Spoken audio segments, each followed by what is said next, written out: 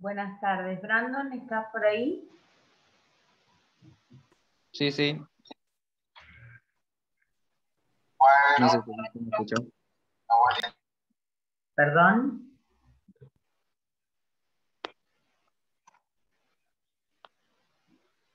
No, ahí la estaban saludando uno de los estudiantes. Ah, ok. ¿Tengo yo el host?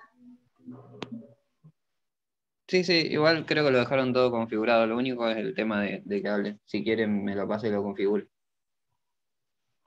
Sí, sí. ¿Y cómo te lo paso? En participantes, Sí. busca mi nombre, aprieta en más o more y ahí le da la opción de pasarme el host. Es la tercera o Para cuarta opción. en participante.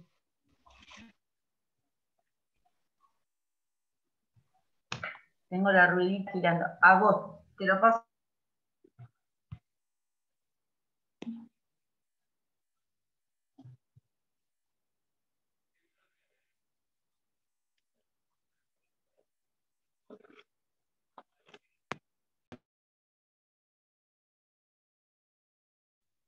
Si no, si quiere, empiece la clase y entro de la otra cuenta y lo agarro directamente.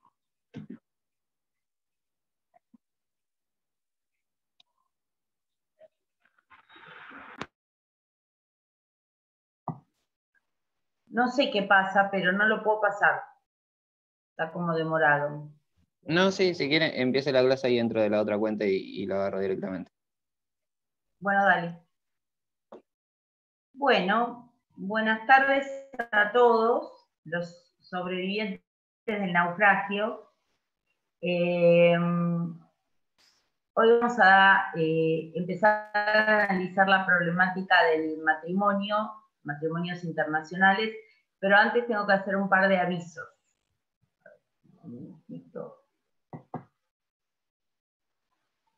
Estoy admitiendo gente. ¿Se escucha bien? Hagan con la cabeza. Bien. ¿Se ve bien? ¿Todo bien?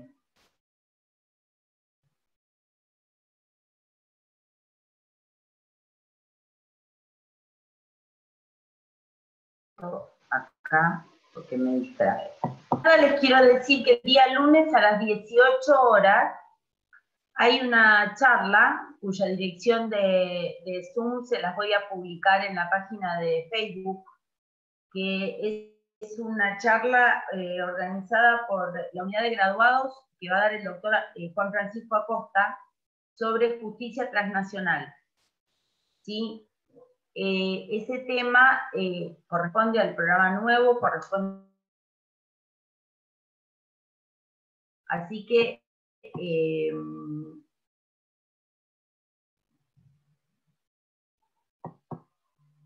¿por qué cuando pongo vista del hablante me aparece otra persona? Brandon.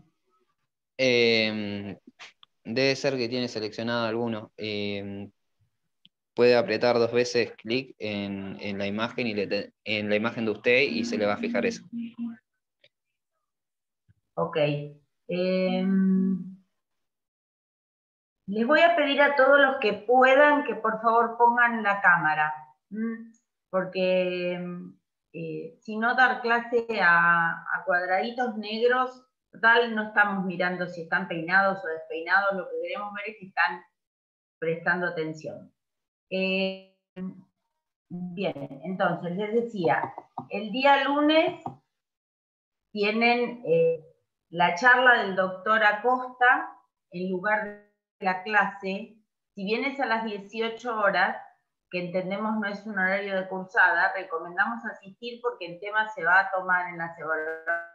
Y los que no puedan asistir, bueno, luego la clase se va a subir, así que por favor escúchenla porque es obligatorio. O sea, si bien no es obligatorio concurrir porque no es en el horario de cursada, pero el que pueda yo le recomendaría que asista porque cualquier duda que tengan, obviamente siempre es mejor tener al profesor a mano para poder hacerle preguntas. Y después tenemos el día miércoles a las 20 horas una clase extraordinaria a cargo del doctor Fox. La temática va a ser restitución internacional de menores, cosa que la doctora Aragonese ya comenzó a desarrollar, acompañada por la suscripta, obviamente, que vamos a hacer la moderación, más allá de Brandon y la colaboración que tenemos siempre de la gente del centro, y terminar con la Nacional de Menores.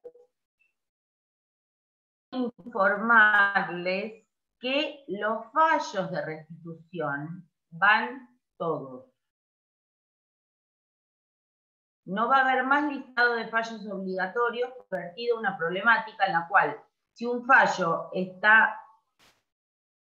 ¿se corta? Sí, igual mínimo, en algunas partes cuando alguna palabra se corta, pero no tanto. Espera que voy a desconectar el wifi del teléfono a ver si es eso que me está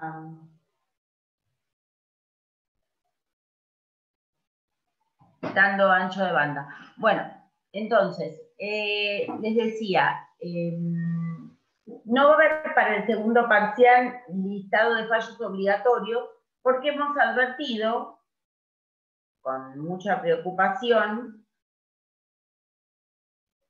que el hecho de que haya un listado de fallos obligatorios hacen que los fallos que están mencionados en un apunte o en un trabajo los salteen. O sea, si uno no pone que el fallo o USU o Holiday Inn o no sé, la parte de jurisdicción de Müller no estaba entre los fallos obligatorios porque había que saber lo básico, no el fallo como había que saberlo con desastre con Bibiloni, la respuesta era no lo sé, no lo leí. Entonces, como eso no puede pasar, porque no puede pasar que en un apunte hecho específicamente para rendir salté los 3 renglones del fallo, estamos en 5º año, chicos, no puede pasar eso. Así que, y lamentablemente los fallos de restitución son varios y entran completos, ¿sí? Montoya Álvarez, Abbott, Todorovich, Müller, la doctora Aragonese va a mandar un par de fallos sobre restitución en tiempos de COVID y luego les voy a decir qué otros fallos entran, ¿sí? ¿Todo el mundo entendió la temática? Bien. Bueno, entonces, esta semana, la semana que viene va a ser una semana muy especial porque vamos a tener clases especiales que a la vez son muy informativas y además le cambian un poco al trabajo, que es lo que nos interesa, que no sea aburrido, no siempre estamos nosotros hablando, viene el doctor Hoff.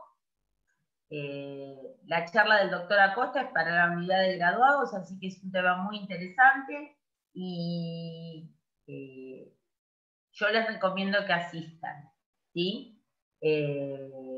Luego, en 2 semanas, van a volver a tener una clase extraordinaria con Eduardo sobre responsabilidad extracontractual, que son 2 temas bastante complicados. Responsabilidad extracontractual es un tema que el doctor desarrolla fantásticamente y que nadie entiende en los libros, nadie entiende nada, siempre le va horrible a todo el mundo, entonces yo les recomendaría que vengan con el tema leído, que pueden preguntar, ¿sí? Aprovechen la oportunidad de que tienen al autor del libro a disposición. Bien. Vamos a hablar ahora un poquito de la problemática del matrimonio. Bien, matrimonios internacionales, porque obviamente el matrimonio en la esfera interna ya lo vieron en familia, no nos interesa eso. ¿Se sigue cortando? ¿No? Bien. Entonces, el matrimonio como institución ha sido desde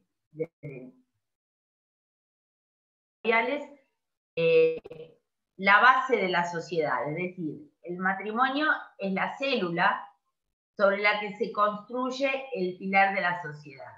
Este concepto de matrimonio como unidad, como familia,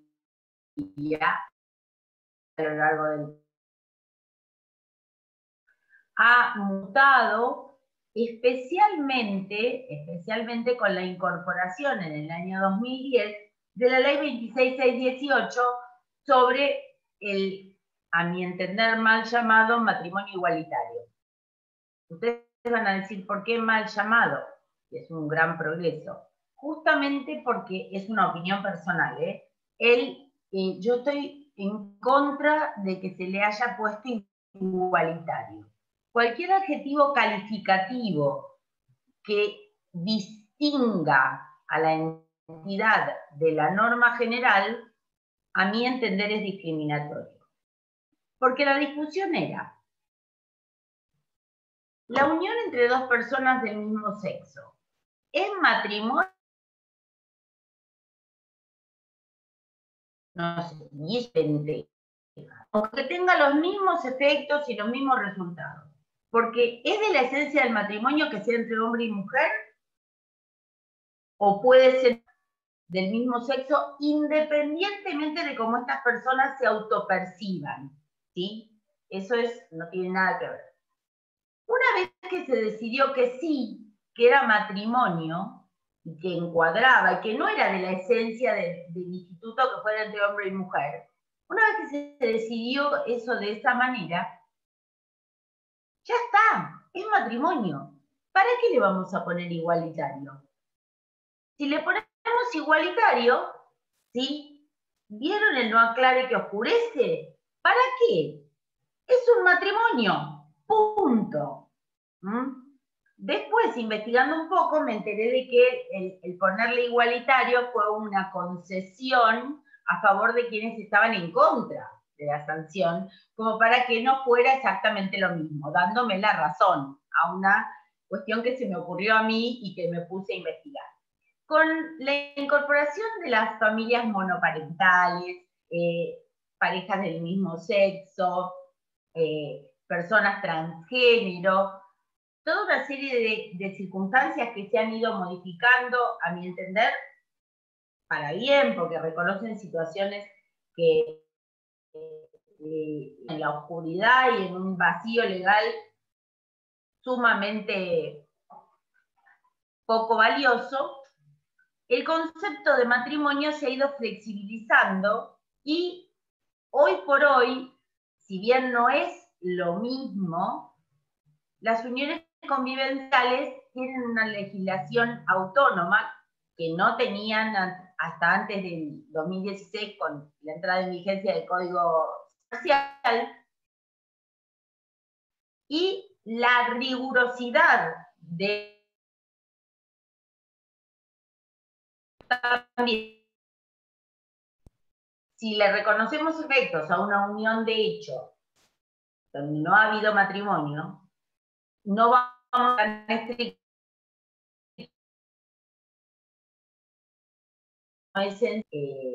se declare nulo.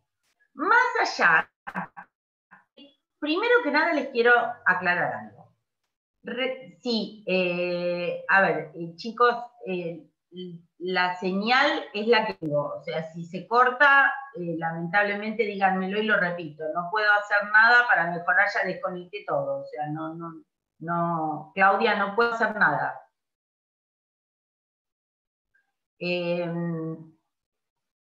Con respecto al tema de, ahora me distraje. Ya está. Con respecto al concepto del orden público, aplicado al matrimonio, debemos entender que el favor matrimonio que nosotros observamos en el Código de Vélez y que se ha transmitido también al Código Civil y Comercial, tenía que ver con un antecedente que era el problema de los matrimonios claudicantes. ¿Cuál era el problema del matrimonio claudicante? O sea, el matrimonio putativo, el matrimonio que no era matrimonio. La descendencia, porque hasta el año 85, que se dictó la ley 23.264, entre los hijos matrimoniales y extramatrimoniales era muy grande. Los hijos extramatrimoniales heredaban la mitad de lo que heredaba un hijo matrimonial. Tuviera la matrimonial. Y ni les digo la diferencia que hay con el código originario de Vélez, que distinguía entre hijos incestuosos, sacrílegos y adulterinos. Qué nombres horribles. Incestuosos eran los hijos que se tenían en violación de algún vínculo prohibido para celebrar matrimonio. Los sacrílegos eran los que algunos de los padres o los dos pertenecían al clero, es decir, mamá era monja o papá era cura. El chico, ¿qué culpa tenía? Y adulterinos eran los hijos que habían nacido de una relación adúltera fuera del matrimonio. ¿Dónde caía la sanción? En el niño, en el hijo. El hijo no tenía los mismos derechos, no tenía derechos hereditarios, era casi una no persona. Imagínense hoy, a la luz de los derechos humanos y el concepto actual del orden público, sanciones legales al hijo nos resultan absolutamente repugnantes. Bueno, era lo que había, o sea, en algún momento las mujeres no podían votar, o sea, hasta hubo un momento, en la 17.711, la mujer estaba sometida a la autoridad del marido. Acá tenemos la aplicación práctica del concepto de actualidad del orden público. ¿Recuerdan cuando decíamos que todo estaba relacionado con todo en esta materia y que era muy importante entender los institutos de la parte general, porque si no después...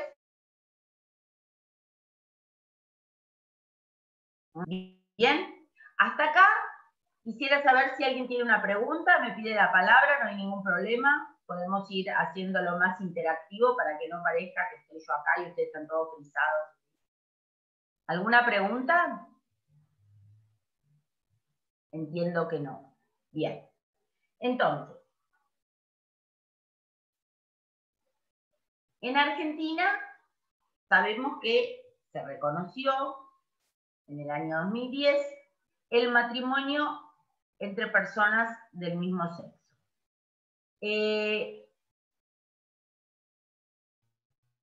Modificando sustancialmente el orden público internacional respecto al matrimonio, porque Argentina pasó de no reconocerle ningún efecto a matrimonios que eran válidos de acuerdo a la ley del estado de la celebración, léase una pareja homosexual que contrajo enlace en Holanda, donde era válido. Venían a la Argentina y el acto válido de acuerdo al derecho holandés que es el que rige el acto, porque es el que rige la ley de la celebración, rige la validez del acto, acá no tenía efecto. ¿Por qué? Porque era contrario al orden público internacional, porque era de la esencia del orden público que el matrimonio fuera entre hombre y mujer.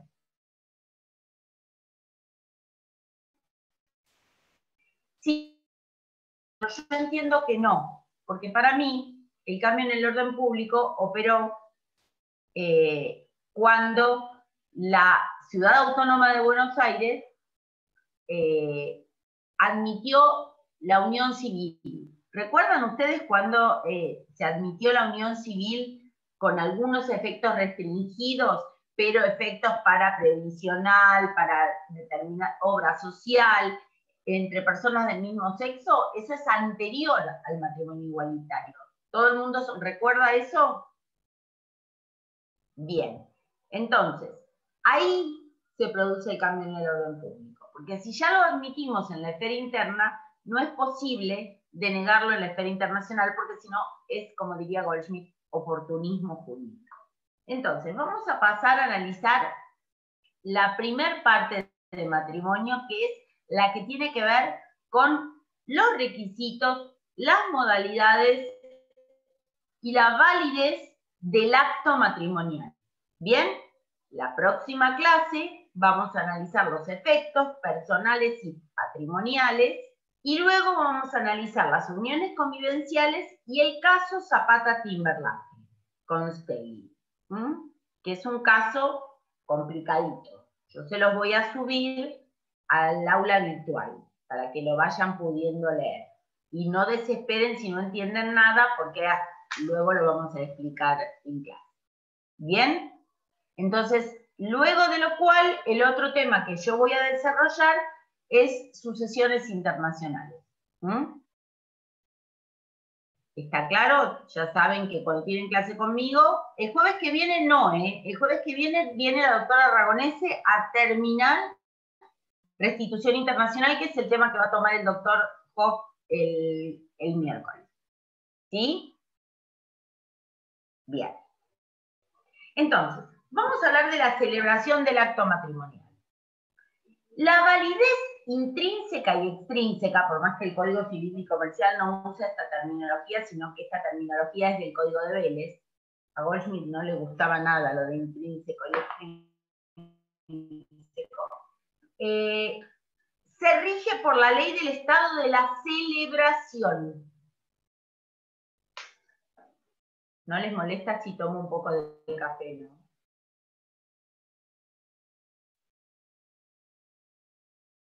Despiertas desde muy temprano. Bien, para no decir alguna pavada y después que quede grabado para siempre. Bien, entonces vamos a analizar la validez del acto matrimonial. ¿Bien? Norma básica. La validez del acto matrimonial en cuanto a la capacidad, a las formas y a los requisitos intrínsecos y extrínsecos se rige por la ley del estado de la celebración. Quiere decir que el matrimonio va a tener que cumplir los requisitos de la ley argentina si se celebra en Argentina. Respecto de esto, ¿qué podemos decir? ¿A dónde se tienen que casar las personas? Las personas se tienen que casar ante el oficial del registro civil de su domicilio. ¿Bien? Esto es lo que dice el código. El único matrimonio que se reconoce es el matrimonio civil. El matrimonio religioso no es matrimonio si no ha habido precedentemente un matrimonio civil. De hecho, vamos a ver la jurisprudencia de Bartolomé Sánchez y Linda Leutersten de Kraves, donde dos personas que habían celebrado matrimonio religioso y no civil no eran marido y mujer. Bien, por más que se le reconocieron derechos a la viuda, pero no era viuda. Ahora bien, ¿qué decía el 159 y 160 del Código de Vélez, que ahora está repetido en el 26-22 del Código Civil y Comercial? Las partes se deben casar ante los oficiales de registro civil ahora no existe más el requisito de que se trate de hombre y mujer, es más, claramente ni se mencionan en la modificación que habían hecho en el año 2010, sí se decía que no tenía relevancia del mismo sexo o distinto sexo. Ahora directamente es consentimiento entre contrayentes, punto. Mucho mejor, mucho más limpio, mucho menos discriminatorio, o sea. No tenemos que andar aclarando si es hombre o mujer, son dos contrayentes. Después, si distinto es el problema de la adopción internacional. ¿Sí? Eso es un tema que lo van a ver, creo, que con la doctora Fraschina. Bueno, no sé, vamos a ver, o Ragonese. Entonces, el 159 del Código de Vélez decía, y voy a referirme al Código de Vélez porque el Código Civil y Comercial tiene exactamente la misma regulación, pero con la diferencia de que el Código de Vélez era más exhaustivo. Decía que las partes pueden abandonar su domicilio para celebrar el matrimonio. Y esto va a ser válido siempre y cuando abandonar el registro civil del domicilio no sea para violar un impedimento. ¿Qué impedimento? Los dirimentes que estaban en el 166, porque los impedientes son de nulidad relativa. Entonces, Vélez consideró que el favor matrimoni era más importante que la norma que obligaba a contraer matrimonio entre los oficiales de registro civil. ¿Por qué? Por la descendencia.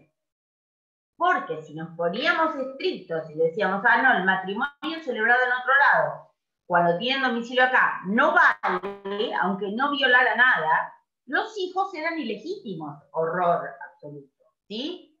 Hoy eso no sucede, pero las normas han quedado igual. Entonces, ¿por qué Vélez hacía esto?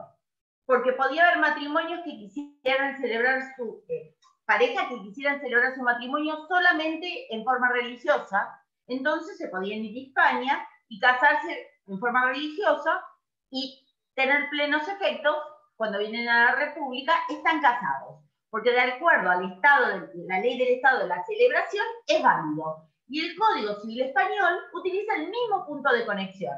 Dice que la ley que rige la validez o nulidad de la celebración es la del estado de la celebración. Cuidado con los puntos de conexión en matrimonio. Y acá anoten. La celebración se rige por la ley del estado donde se realiza. La validez, la capacidad, la forma. Los efectos personales se rigen por la ley del último domicilio conyugal o actual domicilio conyugal, o donde los cónyuges viven de consumo, que significa común acuerdo, que no es consumo, es consumo. El que dice consumo está desaprobado desde ahora, dice. Es consumo, ¿sí? Y los efectos patrimoniales se rigen por la ley del primer domicilio conyugal. Entonces, cuidado con las ensaladas al momento de cuando preguntamos qué ley rige determinada cuestión, porque son todas diferentes. ¿Sí? Y la competencia de los jueces también es distinta, porque los jueces competentes para entender las acciones de separación, divorcio y nulidad son los del actual domicilio conyugal o último domicilio conyugal o donde los cónyuges viven de consumo. Pero teóricamente para los efectos patrimoniales sería el del primer domicilio conyugal. Bueno, esto no es así. Si el juez que entendió en la acción de separación, divorcio y nulidad tiene que entender en la liquidación, en la disolución y la liquidación de la sociedad conyugal, va a quedar sometido a la jurisdicción del mismo juez. Las únicas acciones que van a ser regidas por la ley de situación de los bienes, como lo dice el artículo 63 del Tratado de Montevideo del 40, son las que tengan que ver con cuestiones reales. Quiere decir que el juez competente para entender en la liquidación de la sociedad conyugal va a ser el mismo que decretó su disolución, que es el del divorcio, o separación o nulidad. ¿Estamos de acuerdo? Bien. A ver. Cualquier duda, chicos, me escriben por el chat y yo les voy respondiendo. ¿Bien? Entonces, la pregunta es la siguiente. Cualquiera de nosotros desea contraer enlace, desea casarse. Y resulta que le tocaría casarse en el registro civil de Independencia y Rawson, ¿eh? Sí.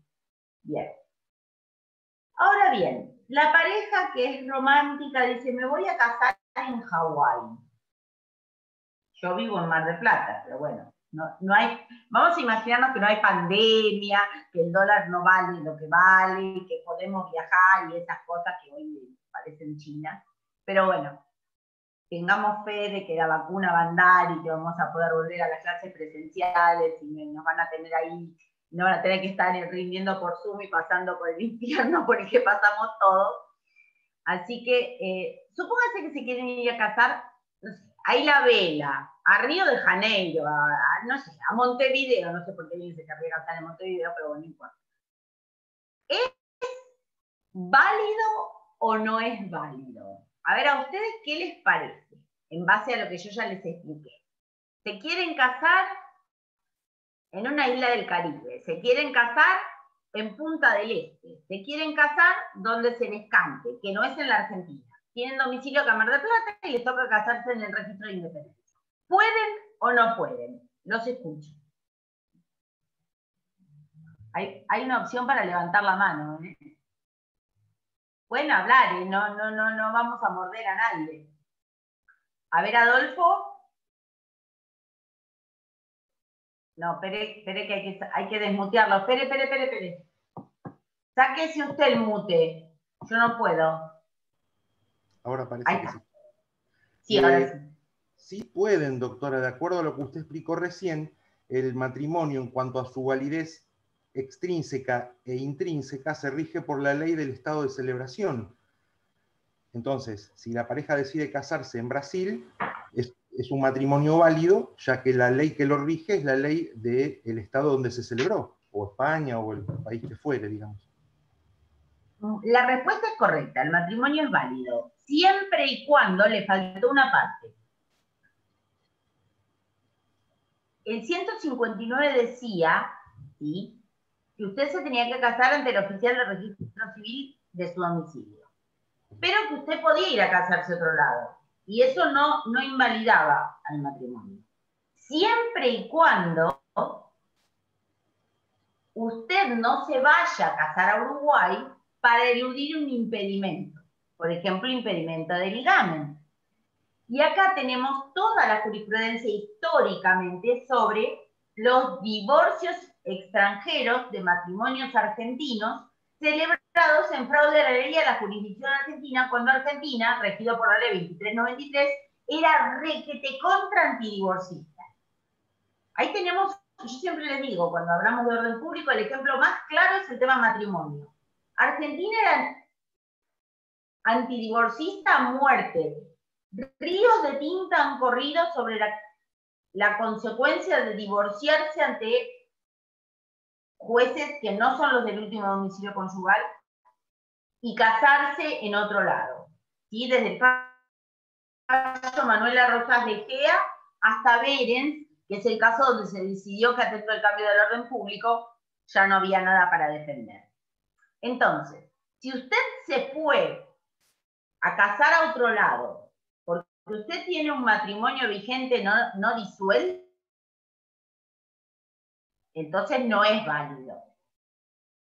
Entonces, este favor matrimonio funciona exclusivamente cuando no tenga como finalidad violar un impedimento dirimente.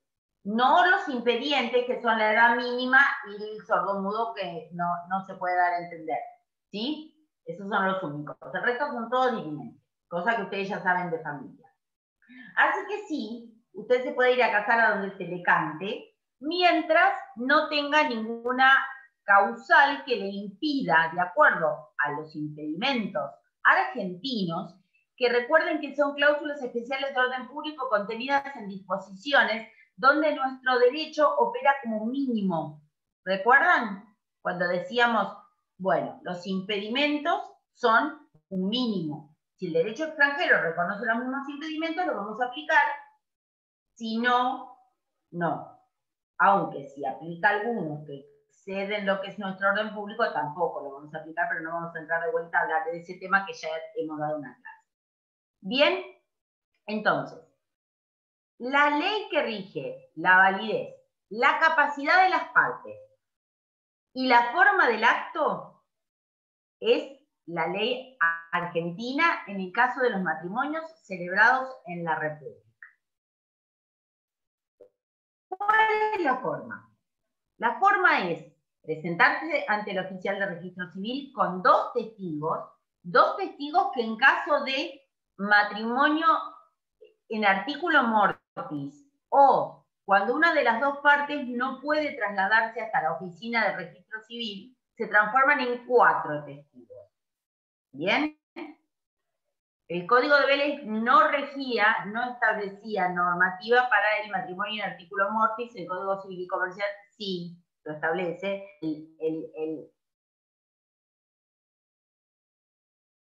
Sacar el registro del registro civil, que es el libro gordo, ese notan que no se puede tocar de otra manera, ¿sí? De hecho, había una época en que se había puesto de moda, yo les he puesto estas cosas para matizar un poco y que no sea tan aburrido. Había una época en que se había puesto de moda que la ceremonia civil la hicieran en el lugar donde era la si era en una estancia, y había una jueza, o sea, una jefa de registro civil, Santa Clara, que lo hacía, previo un emolumento. Era falso. La ceremonia se hacía, el acto se hacía en el registro civil, y después lo que se hacía era un acting donde se hacía como que se casaban.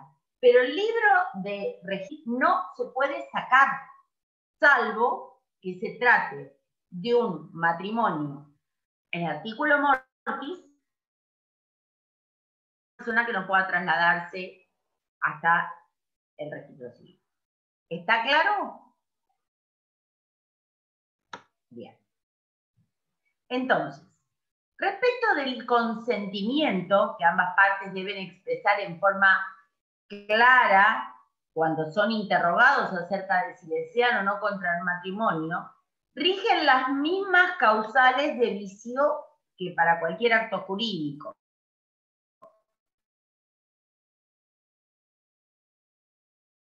Especial el matrimonio. Porque el error en alguna característica de la persona con la que me estoy casando puede determinar que yo pida la nulidad de matrimonio. Ustedes dicen, ¿pero cómo? Y sí, que la persona alegó ser quien no era, tener determinadas características o determinada situación de vida y luego no era esto, sino que hubo alguna especie de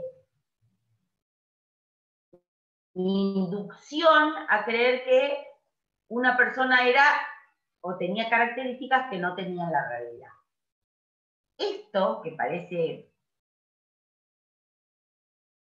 tan poco factible, es llevado a un extremo increíble en el derecho canónico. El derecho canónico tiene como causal de nulidad del matrimonio, además del error en la persona, la reserva mental. Les digo porque lo van a leer en el libro del Dr. Hoff y no van a entender qué significa reserva mental.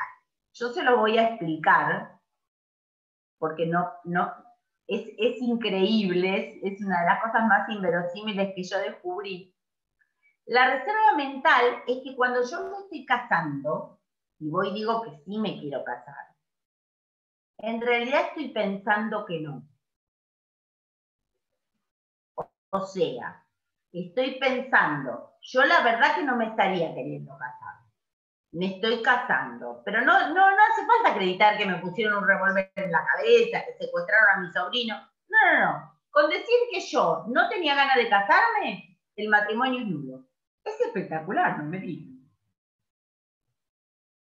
Es genial, porque se obtiene la nulidad canónica.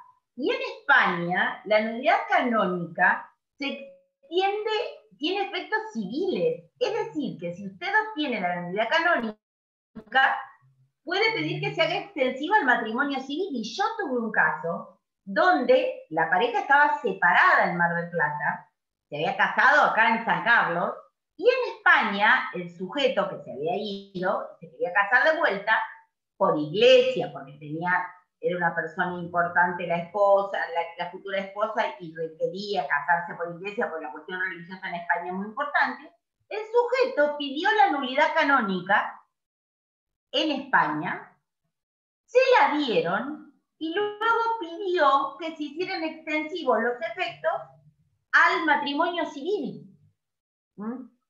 Cuando, de acuerdo a la ley del estado de la celebración, que es Argentina, no hay más causales de nulidad que las establecidas en el propio código, con lo cual la nulidad canónica no es una causal de nulidad. Bueno. Constitucional español, y terminó el cuento en que el señor era soltero y la señora era separada. Ni siquiera divorciada. Porque en la Argentina, esa sentencia canónica que luego se extendió a la parte civil, acá no tenía ningún valor. ¿Me entienden el absurdo de lo que les estoy diciendo? Es como si en el caso de reconocimiento involucrado no se hubiera reconocido al bien Collerí la posibilidad de casarse de vuelta, y a Stein no. Uno era divorciado y el otro sería casado. Bueno, eso pasa hoy. Así están las cosas.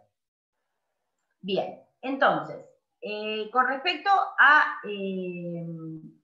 la cuestión religiosa, Argentina no reconoce ningún matrimonio religioso celebrado en la República, no le otorga ningún efecto. Ahora bien, el código es muy claro. Que luego de celebrado el acto matrimonial civil, venga un ministro del culto que profesen a la misma oficina y proceda a celebrar un matrimonio religioso. Eso es obligatorio. Es decir, que si las partes manifiestan su voluntad de que en el mismo registro civil venga el pastor, el sacerdote, el rabino o lo que fuera, ¿sí? Es obligación del director del registro civil permitírselo. ¿Estamos de acuerdo? Eso no quita que el matrimonio en Argentina es laico. Y esto es de orden público internacional. Tampoco quita que si de acuerdo al estado de la celebración es válido el matrimonio religioso, va a tener efectos en la República. Plenos efectos. ¿Está claro? ¿Hasta acá? Bien. La ley argentina ha tomado como punto de conexión la ley del estado de la celebración para la validez. Los otros dos criterios que existen para analizar la validez o nulidad del acto matrimonial son el de la nacionalidad, que es un criterio que se complica un poco si los contrayentes no tienen la misma nacionalidad. Entonces hay que ir a normas supletorias, porque si fuera nacionalidad común de los cónyuges, todo bien, pero si uno tiene una nacionalidad y el otro no, y obligar a la esposa a adquirir la nacionalidad del marido, violaría toda forma de discriminación contra la mujer. Entonces no es un criterio muy recomendable, si bien es el utilizado por muchos países europeos. Y el otro criterio es el de la ley domiciliaria. La validez o nulidad del matrimonio se rige por la ley del domicilio de los contrayentes. Tenemos el mismo problema, si no tienen el mismo domicilio o en el mismo estado, se genera una situación complicada. En cambio, con la ley del estado de la celebración, no nos importa ni dónde tienen domicilio, no nos importa qué nacionalidad tienen, nos interesa dónde tienen domicilio, porque se tienen que casar en el registro civil que corresponde, pero ya vimos que hay una norma de favor matrimonio y que esto lo reduce a la nada misma. Yo me puedo casar donde se me antoja, me puedo ir a Las Vegas y casarme con Elvis Presley en una capilla en Reno, Nevada, y va a tener plenos efectos. Y no hay que inscribirlo en la República, ¿sí? Solamente hay que inscribirlo si nosotros nos divorciamos, porque va a haber que hacer un reconocimiento involucrado de ese acta de matrimonio para divorciarme acá, porque si acá no hay ningún matrimonio celebrado, después me va a decir qué corno quieren disolver si no tengo matrimonio, ¿bien? Pero no necesitamos inscribirlo. Eso surge claramente del voto del doctor Gustavo Bosser en el caso Zapata-Timberlake. ¿Bien? Respecto de la prueba del matrimonio, la prueba del matrimonio también se rige por la ley del estado de la celebración.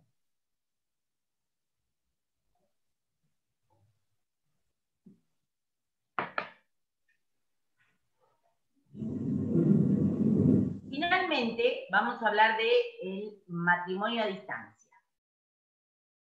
El Código Civil y Comercial, así como el Código de Vélez, reconoce el matrimonio a distancia. ¿Qué es el matrimonio a distancia? Es aquel que se da cuando una de las dos partes no puede estar presente en el mismo lugar donde se encuentra el otro contrayente.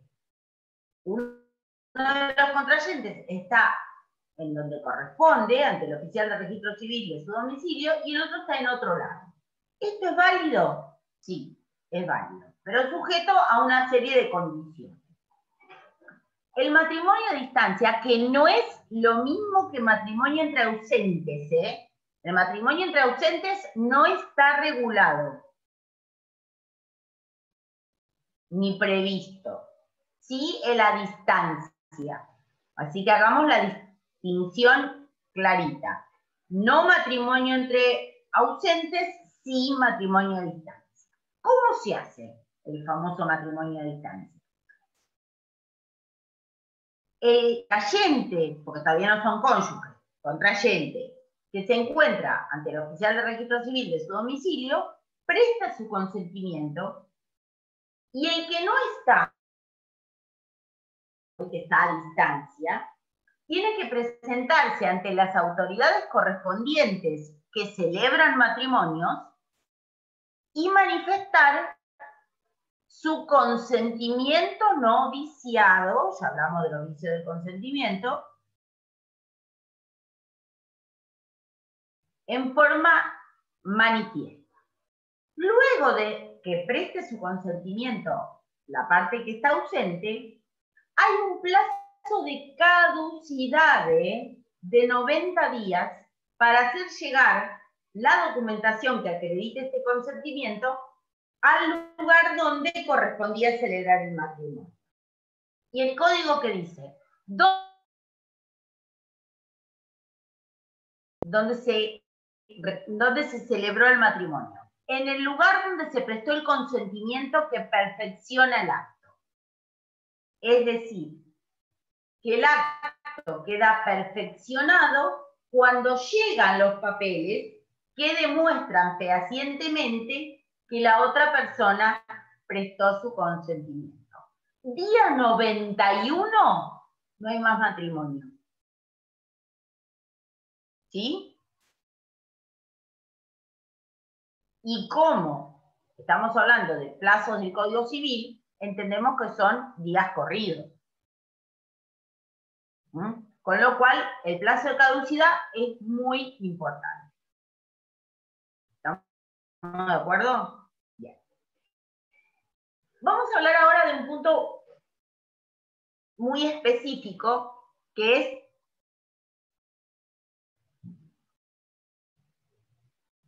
las formas del acto.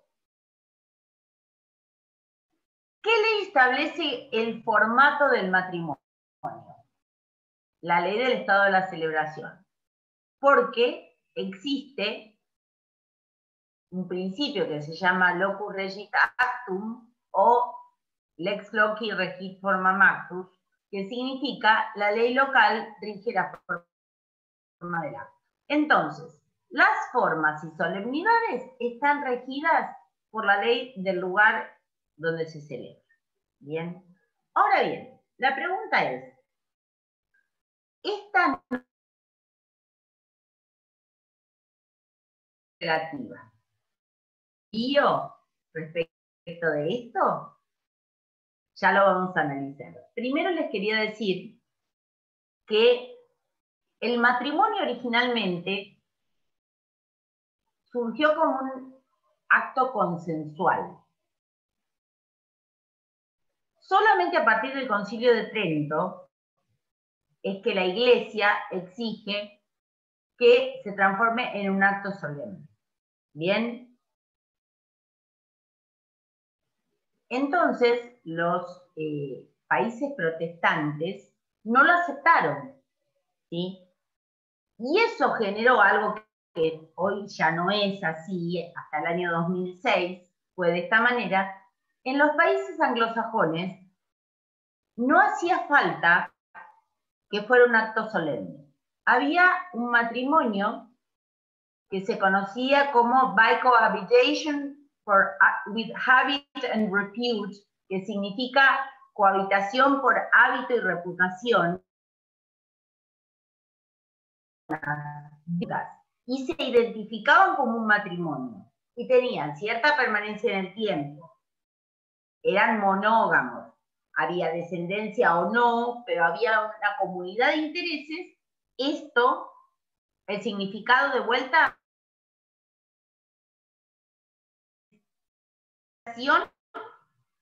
por hábito y reputación. Cohabitation by habit and repute. ¿Sí? Especialmente en Escocia, esto era más flexible que en otras partes del Reino Unido, y en la época en que los matrimonios se arreglaban, los jóvenes que deseaban casarse porque estaban enamorados y no se querían casar con el que le mandaba a la familia, se escapaban y se iban a Escocia a manifestar su voluntad de casarse frente al herrero de Gretna Green. Era como un lugar a donde las partes iban, manifestaban que se consideraban casados, y eso tenía plenos efectos. De hecho, hoy en día, en Latinoamérica, hay un montón de estados que reconocen efectos a las uniones convivenciales pasado cierto tiempo y le conceden el carácter de matrimonio.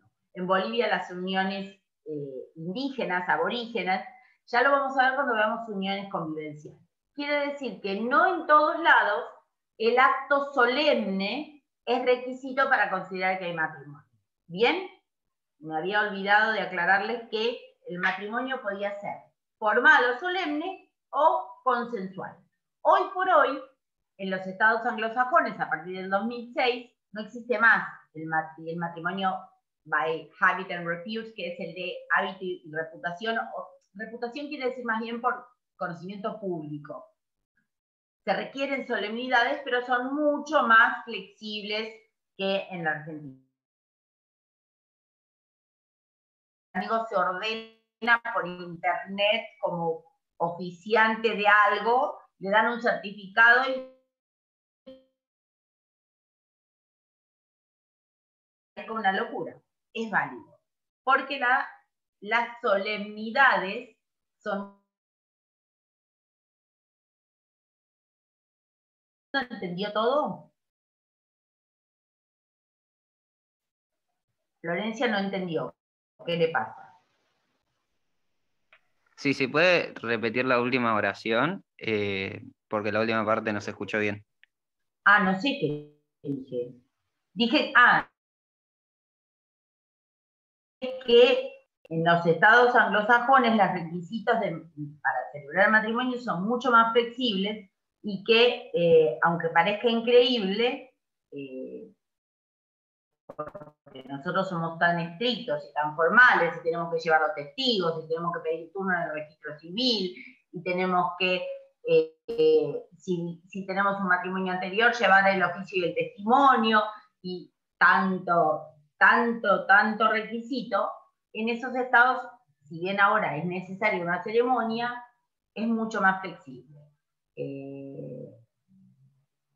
Y yo les decía que probablemente en alguna serie o película de televisión han visto que alguien dice mi amigo, mi hermano, se va a registrar para poder oficiar matrimonios, y eso es válido. Obtienen un certificado por internet y pueden oficiar un matrimonio.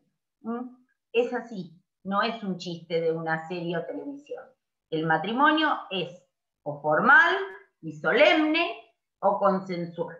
Si bien hoy en los estados que tenían matrimonio consensual se exige un cierto rito y una cierta formalidad, es mucho más flexible que la ley argentina. ¿Sí? ¿Hasta acá todos bien?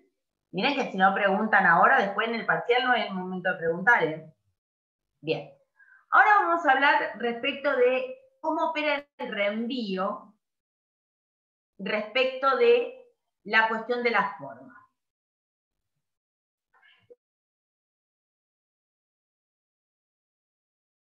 ¿Es obligatoria o es facultativa? Esa es la pregunta del millón. El doctor Hoff considera, ¿qué significa esto? Significa que un matrimonio puede no ser válido, de acuerdo a la ley de la celebración, pero si por alguna causal se pudiera establecer un contacto razonable. Chicos, cuando me dicen podría repetirme, tienen que decir desde dónde, porque yo no me doy cuenta. A ver.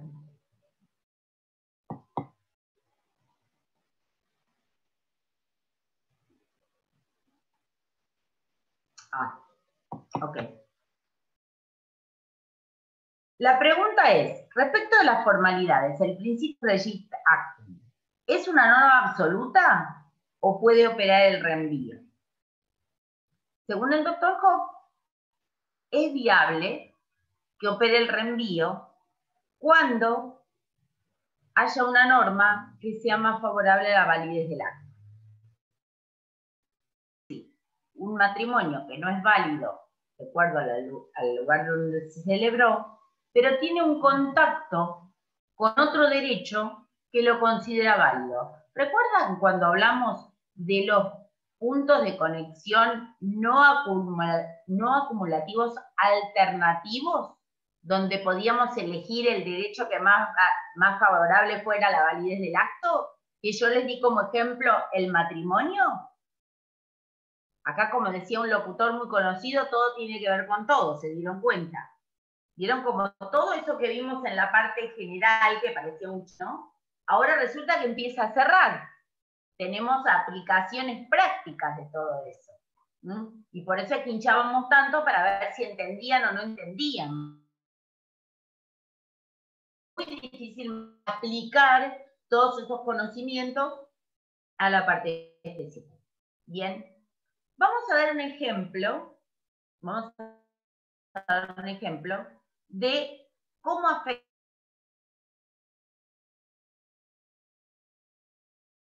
a la forma del acto.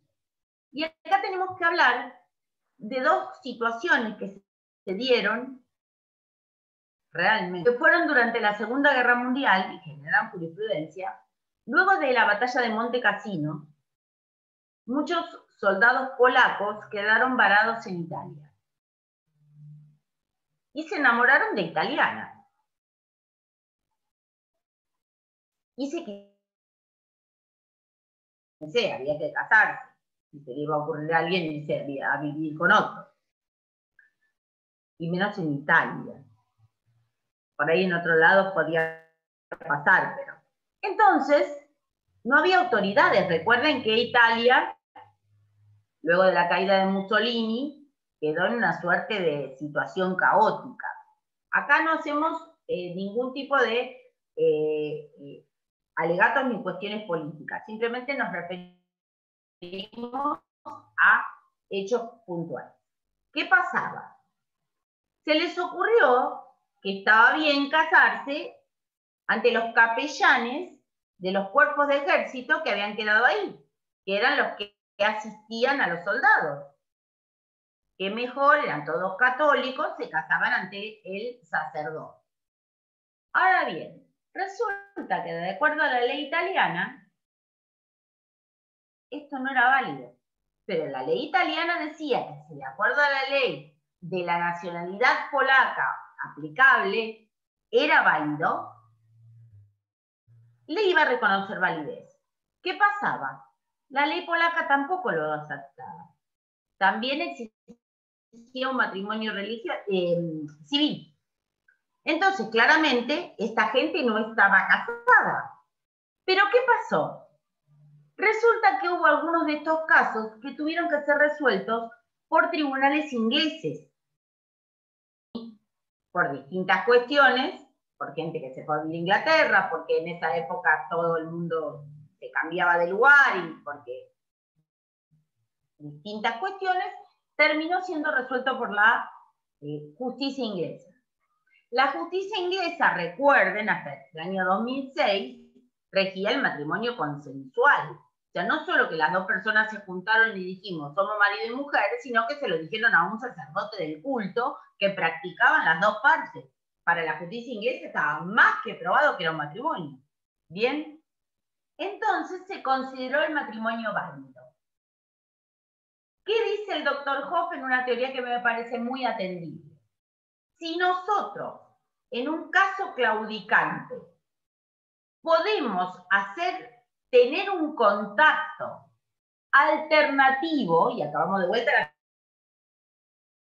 canción que parecía tanta cosa que no servía para nada, tenemos un punto de conexión alternativo que nos vincule con un derecho que le va a reconocer validez al acto, entonces el acto lo tenemos que considerar válido. Y si el juez argentino tiene que entender en un matrimonio que según las normas argentinas no sería válido, pero que tiene algún contacto, por ejemplo, con el common law, y las formalidades son suficientes para el common law, tiene que reconocer la validez. ¿Entendimos? Esto no es sencillo.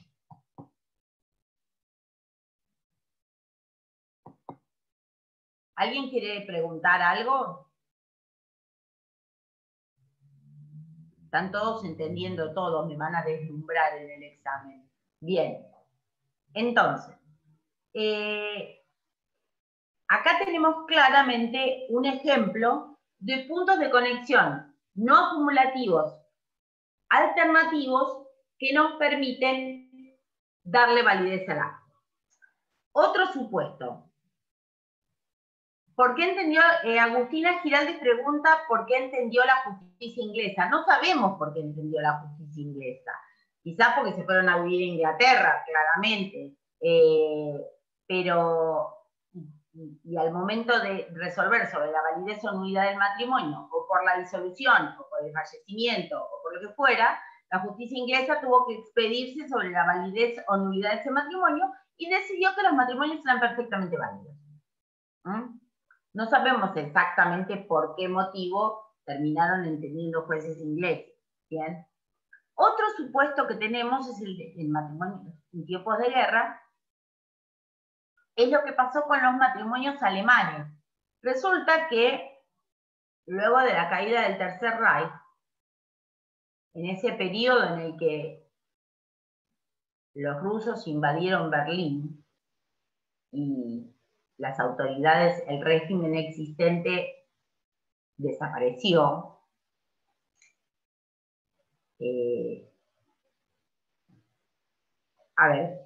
El juez argentino debe reconocer la validez.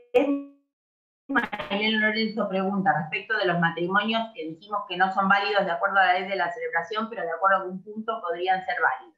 El juez argentino debe reconocer la validez si hay un contacto que nos pueda remitir a un derecho, si no hay un contacto, no lo podemos inventar. Conexión alternativo, tiene que ser un punto relacionado con el caso. Cada tanto me dice su conexión es inestable, o sea que entiendo que ustedes no entienden nada cuando sale eso. Bien, vamos a volver al tema de los matrimonios alemanes. Cuando cae el régimen del nacionalsocialismo y todas las autoridades desaparecen,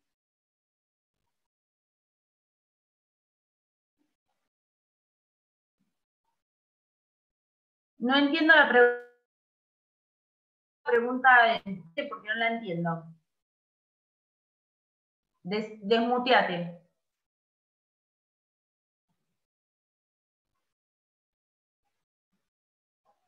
Acá tengo una pregunta de Ariel,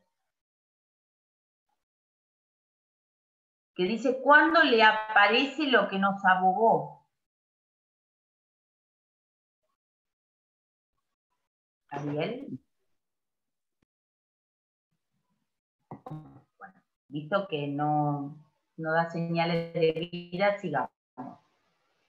¿Qué pasaba? En este contexto donde se había caído un régimen, donde inclusive había impedimentos, o ustedes no estudiaron derecho romano, pero había capitis diminutio, o sea, había disminución de la capacidad de las personas en función de su etnia.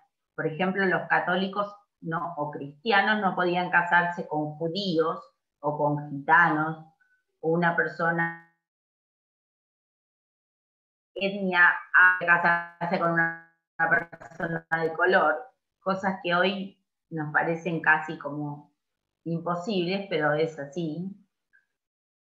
Cuando cae el nacionalsocialismo, gente que no se podía casar decide casarse, pero claramente quienes habían quedado a cargo de la celebración de estos actos no tenían más autoridad, porque el funcionario está investido de autoridad por un gobierno, que es el que le da esa facultad. Desaparecido el gobierno, ¿quién es el que puede resolver sobre la validez o nulidad de eso si el oficial que lo hizo ya no es más oficial? Bueno, ahí se consideró que dadas las especiales características del momento y la situación, los matrimonios celebrados sin las formalidades debían ser reconocidos a la luz de normas especiales respecto de matrimonios celebrados en circunstancias especiales. Bien, estos son dos casos donde la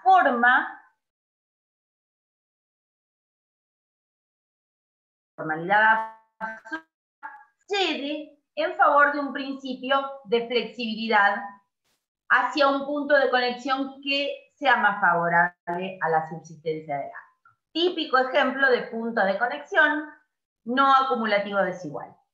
¿Bien? Y ahora, con respecto al tema del matrimonio religioso, tenemos que ver dos casos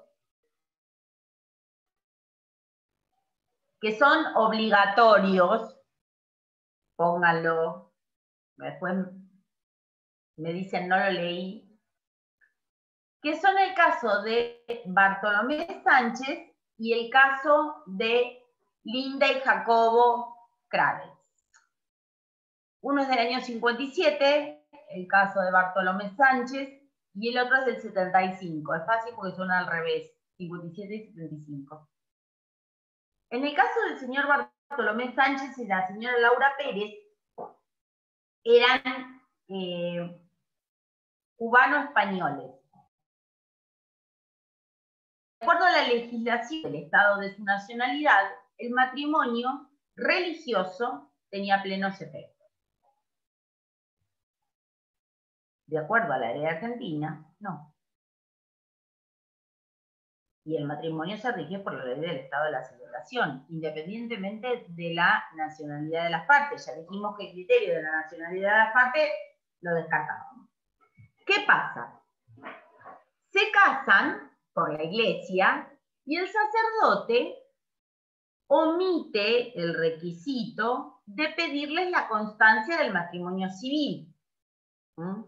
Todos los que se hayan casado por iglesia saben que primero hay que llevar el acta del matrimonio civil para que después a uno lo casen en la iglesia. Bueno, acá el cura se olvidó.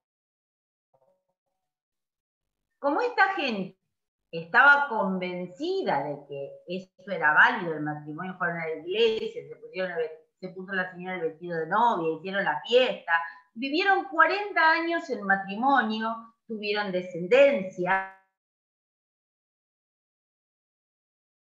hasta que el señor Bartolomé Sánchez se muere.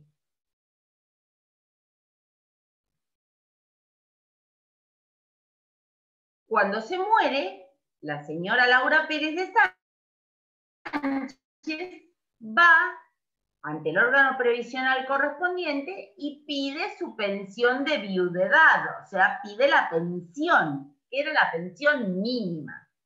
Y ahí se entera la señora, que se había muerto de un infarto, de que había vivido 40 años sin concubinato, porque para la ley argentina eso no era un matrimonio, por lo cual no le correspondía el beneficio de la pensión.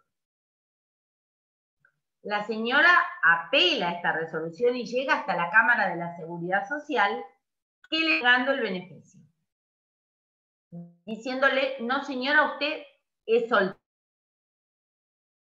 independientemente del daño psicológico que debe haber sufrido la señora en el año 50 y pico, enterándose que había vivido en pecado durante todo ese tiempo, ¿no? Porque hoy es como impensable, pero en aquel momento ustedes piensen lo que significaba, y para gente muy religiosa, porque se habían casado por la iglesia. Bien. El caso llega a la Corte Suprema y el procurador, que era Sebastián Soler, muestra su talla de jurista, estableciendo que si bien es cierto que eso no es un matrimonio, de acuerdo a la ley argentina, porque las normas respecto de la celebración del matrimonio son, recuerdan la diferencia entre normas imperativas y normas dispositivas cuando hablábamos de orden público internacional y orden público interno. Bueno, las normas sobre el matrimonio son normas imperativas. Entonces, ¿qué dice Soler? Es real que esto no es un matrimonio, pero aún en el caso de los matrimonios putativos, es decir, el matrimonio que cuando se celebra las partes se cree que se están casando, pero no se están casando, pero hay derechos alimentarios, ¿sí?, del matrimonio putativo. Para el cónyuge de buena fe, el pseudo, el contrayente de buena fe, hay derecho a alimentos. Dice Soler: esta pensión mínima que la señora pide sustituye la contribución del esposo a la manutención del hogar. Esta gente vivió 40 años en matrimonio, tuvieron hijos, tienen nietos, fueron monógamos y tenían apariencia de matrimonio. Tenían el convencimiento de que vamos a darle la pensión a la señora Laura Pérez en sustitución de los alimentos que aún le correspondería si el matrimonio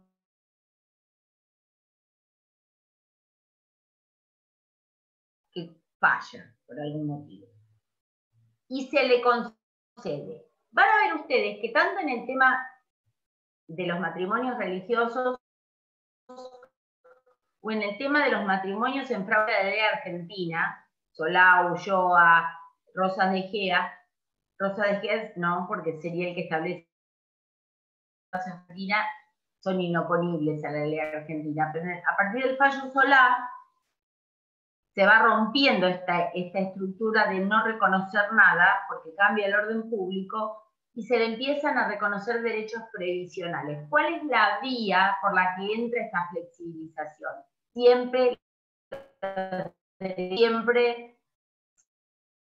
el derecho a recibir una pensión mínima. Recién con el caso de la esposa se le reconocen plenos efectos cuando se decide que la jurisdicción internacional argentina no es exclusiva. ¿Recuerdan cuando vieron jurisdicción? Vieron el caso Behrens, ahora lo vemos desde el lado del matrimonio. El mismo supuesto, el mismo exactamente, es del año 75, que es el caso Kravetz-Jacobo y Leuterstein de Kravetz-Linda. En este caso, se trataba de un matrimonio celebrado bajo el culto judío, y el rabino le pasó lo mismo que al cura de Sánchez, no les pidió el certificado. Esta gente que eran inmigrantes, con dificultades idiomáticas, con toda la problemática que conlleva, se casaron en forma religiosa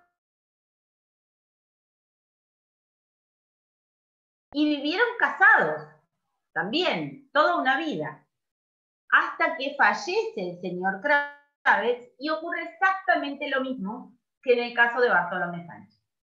Citando el caso Bartolomé Sánchez, se le concedió la pensión.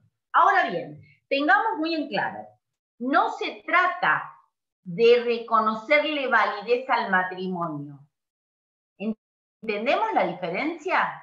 No es que la sentencia dice, eso que hicieron en la iglesia o eso que hicieron en la sinagoga es un matrimonio. No, cuidado con eso. No se está blanqueando que hay otra forma de casarse. Simplemente se está permitiendo que el cónyuge putativo supérstite perciba una pensión, que no es lo mismo. Bien, estos fallos, el fallo Bartolomé Sánchez y Leuterstein de Kravetz, son obligatorios. Bien, a ver. Bueno, hasta acá llegaríamos el día de hoy porque ya luego empezaríamos con los efectos personales y patrimoniales y eso lo vamos a ver para la clase que viene. Les pido que lo lean, por favor, así es más fácil y podemos hacer preguntas. Ahora, si quieren 5 minutitos, si alguien tiene alguna duda, no le quedó algo claro, quiere hacerme alguna consulta respecto de... Lo de los matrimonios alemanes no le quedó claro a Santiago Novaes. Los matrimonios alemanes se celebraron ante las autoridades que quedaron, cuando en Berlín no quedó nadie,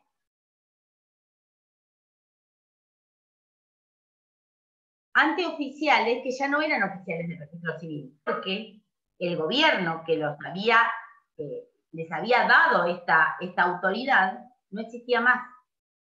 ¿Sí? El funcionario del gobierno, el que lo puso ahí para hacer el matrimonio, era el gobierno. No había más gobierno. Se cayó el nacionalsocialismo, su líder desapareció, el ejército rojo ocupó Berlín, y yo no sé a quién se le ocurrió casarse en ese momento, pero evidentemente a alguien se le ocurrió. Se casaron ante quien ellos consideraban que era el oficial del registro civil.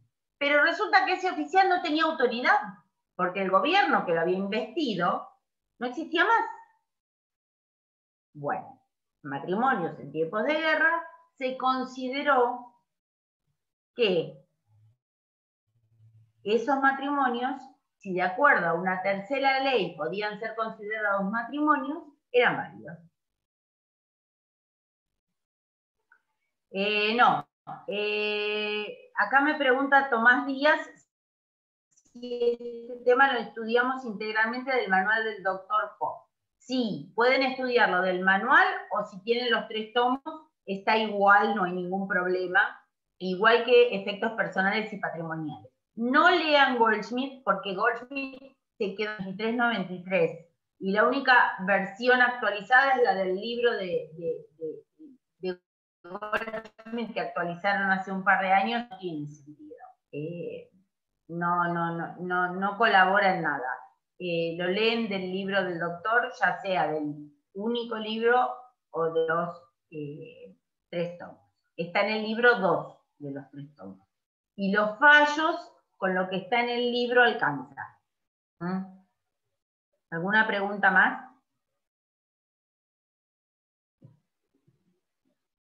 A ver, ¿qué tengo acá en el chat?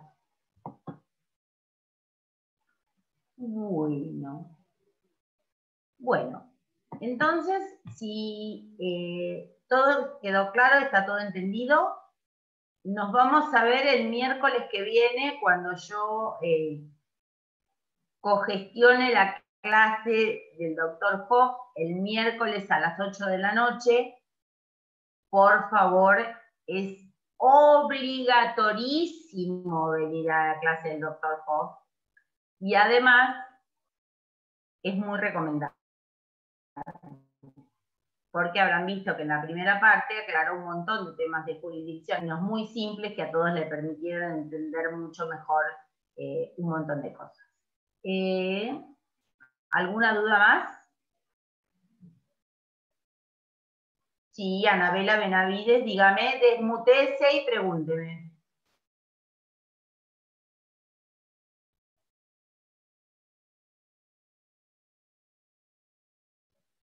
¿Dónde está Anabela?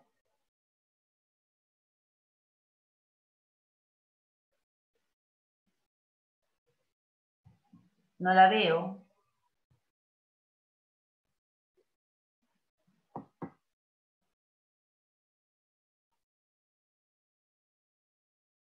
No le permite desmutearse. Brandon.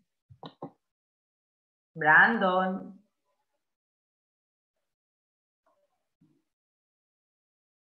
No te encuentro, Anabela, no te puedo desmutear yo porque... Sí, a ver. La pregunta es sobre el parcial. ¿Qué pasa con el parcial?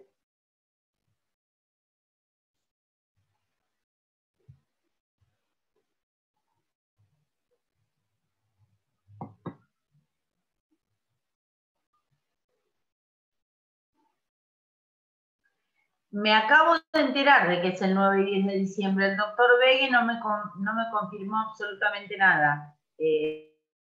Ustedes tienen 9 y 10 de diciembre, será esa. ¿Es tal? Exactamente igual que el parcial. Y veremos luego si dividimos en mesas o tomamos todos juntos. ¿Sí? Las fechas que les hayan asignado en principio son las que son. Trataremos de no extendernos mucho más atrás porque si no después tenemos que tomar el recuperatorio y vamos a terminar en Navidad tomando examen. Así que me parece que no sería conveniente. Más que como el oral nos lleva su tiempo, que probablemente si nos asignaron 2 días, quizás en el recuperatorio en uno lo liquidamos, pero bueno. Esperemos que todos aprueben en el parcial y nadie se vaya al recuperatorio. ¿Alguna pregunta más? Creo que lo hemos perdido a Brandon, más o menos. Bueno, gente, les agradezco mucho la presencia. Cualquier duda la traen anotada, me lo cuentan para la próxima clase. Tratamos de hacerlo lo más claro posible, ¿sí? Por ahí uno hace hincapié en los conceptos básicos, porque profundizar o ampliar demasiado el espectro, lo único que hace es generar mayor confusión. Así que bueno, los saludo y damos por concluida la clase en este momento. Que tengan todos muy buenas tardes y nos vemos la semana que viene. Adiós.